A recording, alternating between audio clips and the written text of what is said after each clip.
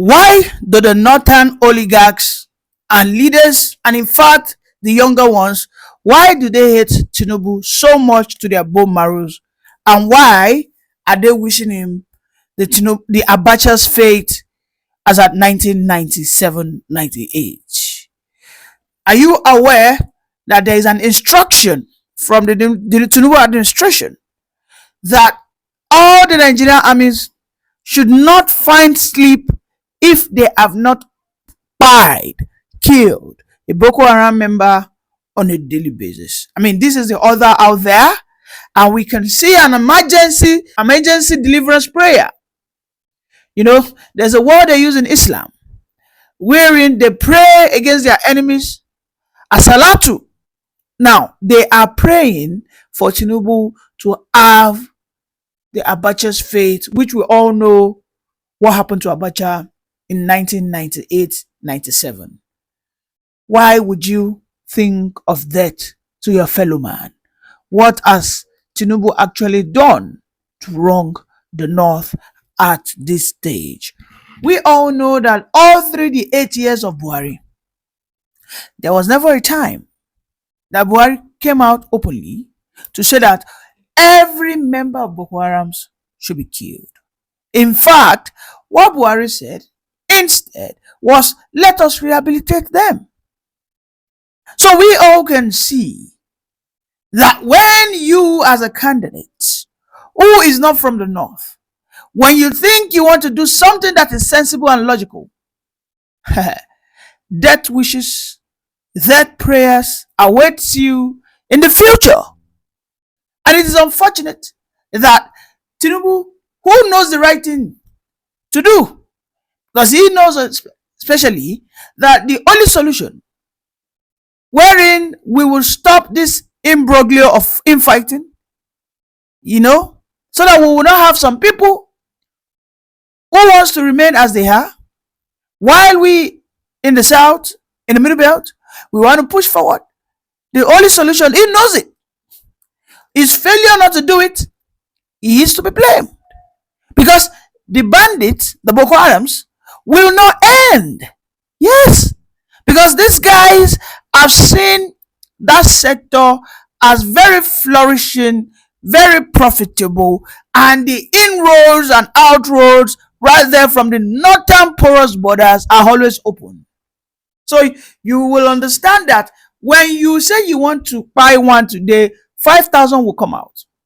In fact, there are videos which I will show you of the CDS, okay, Christopher Musa, saying that all soldiers, whether you are a northerner, whether you are a Fulani man, as long as you are in the Nigerian army, make sure every day you do not go home, you do not go to sleep without falling one bandit down. And in response, we saw maybe a sympathizer or a spokesperson for the bandit, because I mean, at this stage the bandits now have official spokesperson. He said, if you buy one, 5 will rise up. So and this is why I said, it is not about wasting the resources. We should stop wasting our time, because these people will not go end, they go finish. In fact, we have heard in situations whereby some people will retire from the army, they will go and join the bandits because it is lucrative. They are mining their own resources.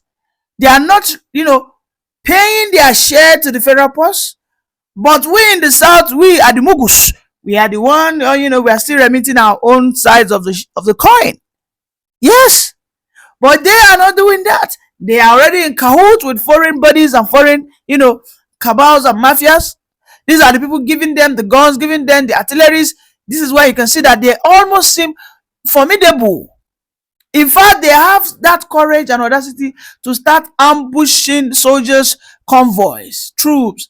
Unprovoked, they'll just be angry at you. They attack you because they have excessive, firepower, weapons. The solution Tinubu must implement, he knows it's right there in his deep heart.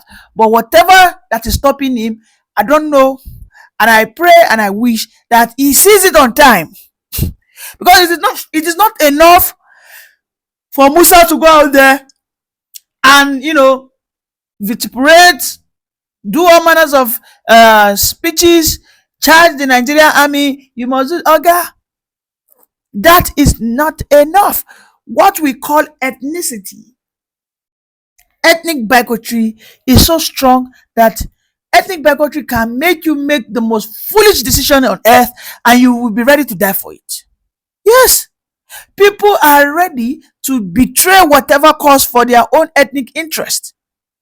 So the issue that the Northerners are now praying, I expect it, because what the Tinubu administration, through Christopher Musa, are saying today is totally alien to the Northerners, who for 8 years saw how their children left home, joined the bandits, and when they are caught on the on the theater of operations, or when they are caught red-handed, what Buhari will simply do is he will tap them at the back and tell them, okay, don't worry, you are forgiven, go and rehab him. 6 months, boom, 2 million, go and start farming.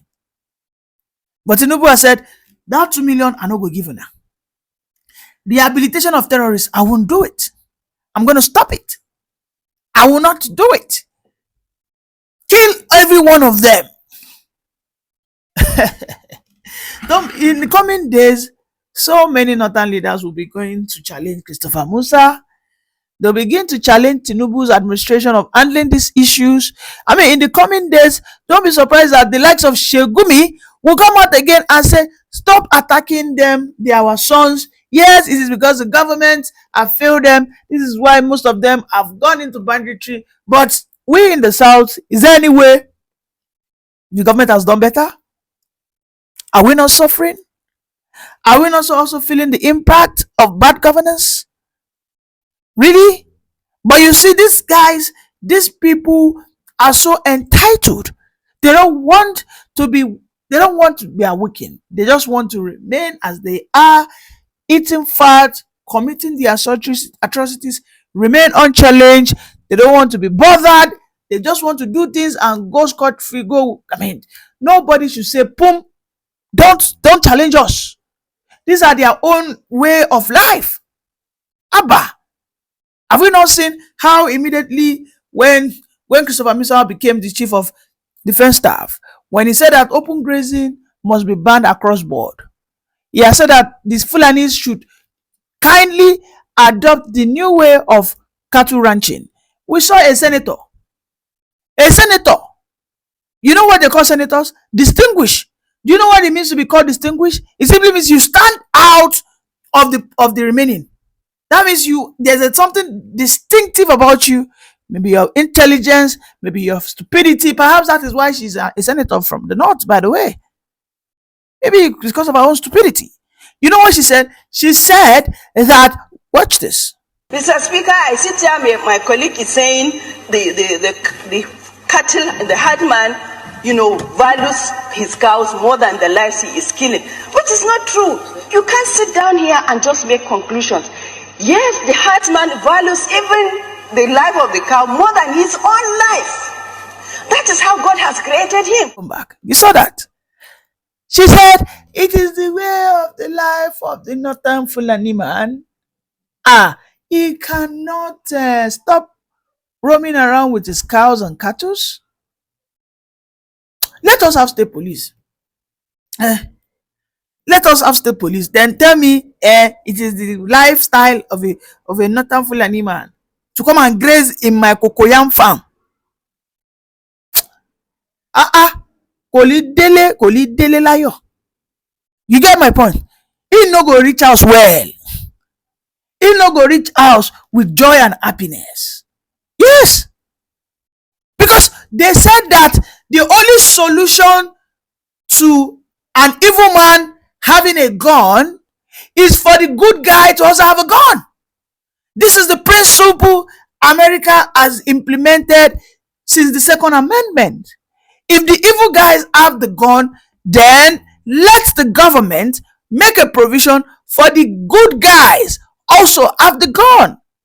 So it is those who are larger in numbers. If we have an economy whereby the evil guys are more than the bad guys, and then we accept it because they win the war. Yes. Today we know that not less than 100 to 1 million northern Fulani herders own guns illegally. They use it to torment, and intimidate people in their ancestral lands. And as a Nigerian, if you go to the court, you go to the social media, you go to the police station, you say, I am feeling intimidated, I am feeling unprotected, let me apply for a gun. They'll tell you, no, no, no, no, no, no, no. The only thing we can give you is a pop action. Then you ask them, but those on the road, you see them with cattle and cows and goats. They wield AK-47. What are your plans towards them? Then the governors will tell you, oh, those ones, they are federal asset and federal project. Oh. You can see those cows. Those cows are investment. Millions. They are protecting their cows against cattle rustlers. Onukwa. You know, say I be mumu. You know that we in the south, we are mumus. We don't know anything. So we, that they are, encroaching our own farms, our cassava farm, our cocoyam farm, our potato farm, our tomato farm, our corn plantation farm, our lives, our investment are not endangered. These are the things that they find so difficult to comprehend about Tinubu. And why you see them, they are having series of asalatus, series of prayers, series of vigils. Make this guy get this Abacha faith. Make this guy don't sleep, make he no wake up. I'm not supporting Tinubu. I don't like Tinubu. But you see, as Tinubu, they threaten them. If they press their blockers, oh, it dey sweet me. I no go lie. It dey sweet me. I no go lie. It dey sweet you too? Yes. If they are truly sincere people, I beg, who suppose dey shout say, don't forgive any bandit? If these people are truly sincere, who go dey talk say, don't forgive any bandit? And they shouldn't have started today. They should have started way back in the days of Buhari. In fact, they should have protested against that initiative, that agenda of let us rehabilitate bandits. They should have said that no, rehabilitating.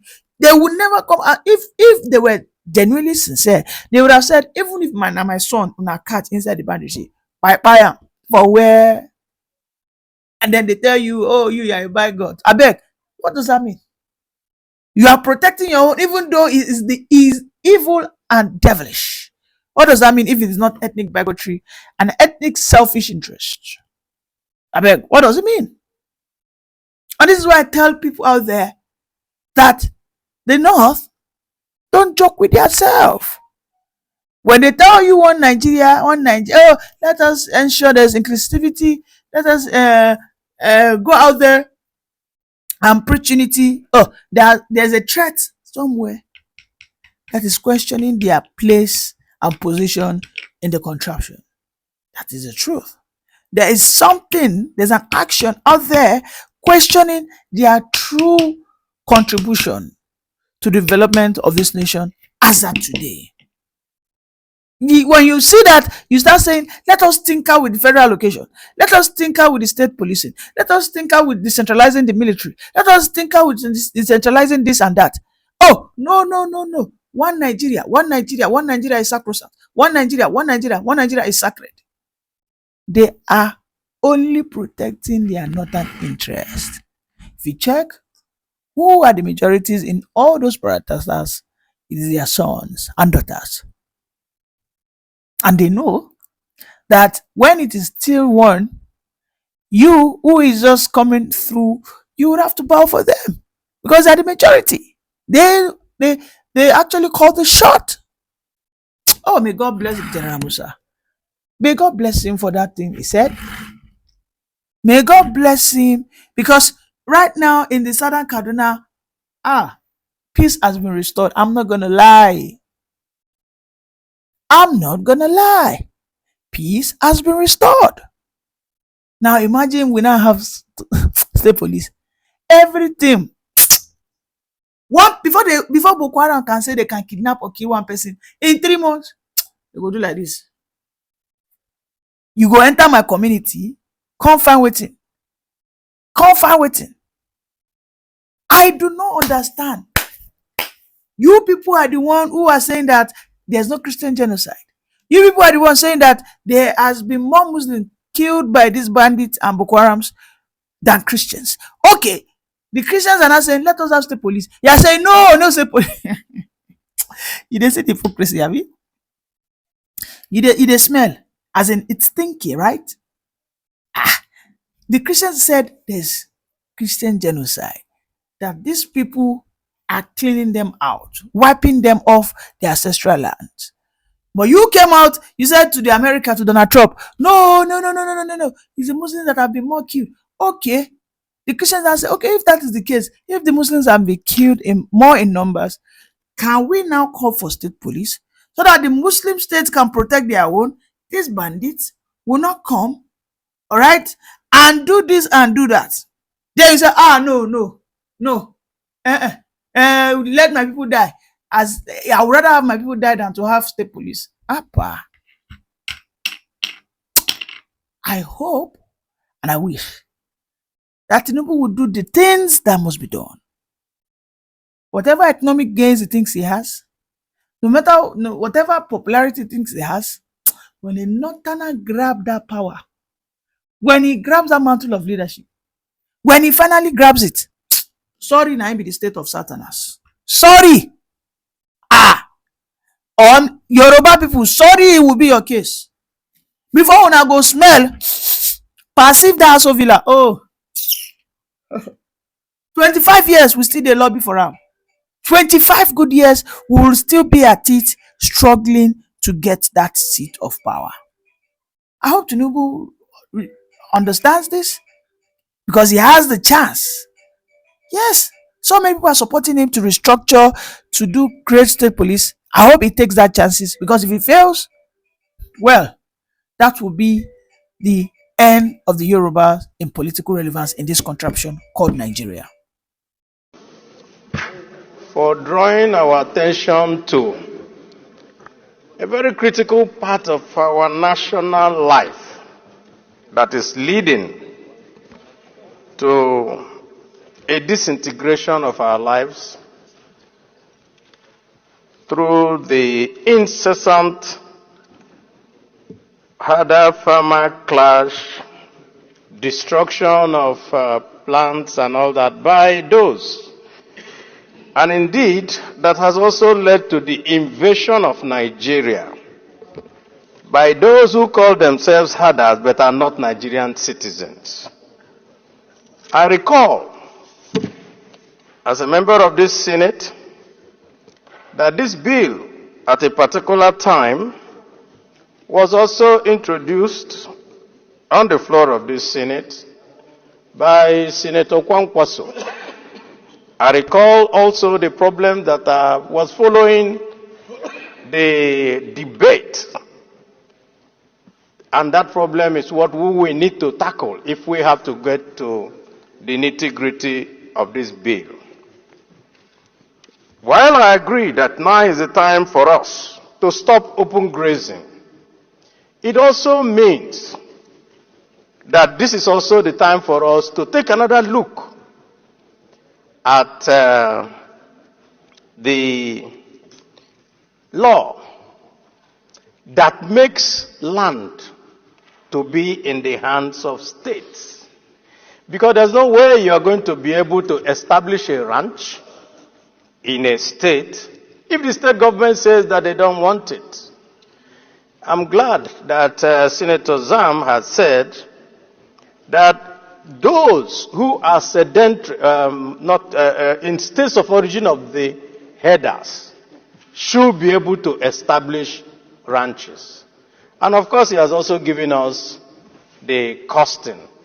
But in order to do this, we must go back and look at the law. Because if we don't deal with that law, merely asking people to go, if they want to establish ranch, to now go and talk with those.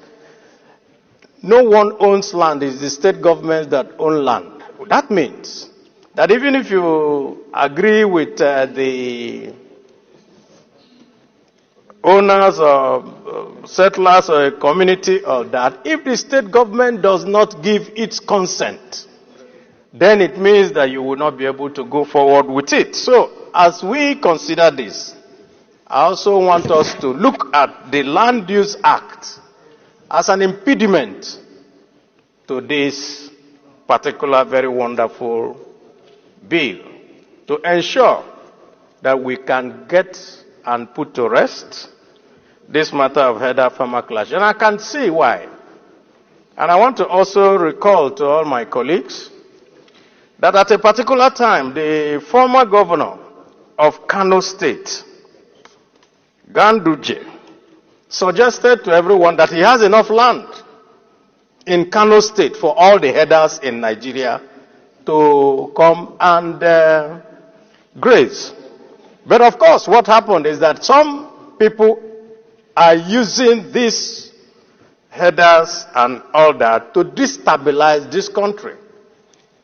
Just 2 weeks ago, I was at home in my own local government in Obingwa, far down in the southern part of Nigeria in Abia State. Some women came to me and said that the herders were bringing their cows to finish up all their planted, and that there's nothing they can do. That even when they come there, they will threaten them that they are going to kill and maim, and there's nothing they can do about it. They wanted for me to do something about it. So I had to go to the local government chairman and said, let's go and see the DPO and they had to go to plead with those headers. That is the extent to which this has reached.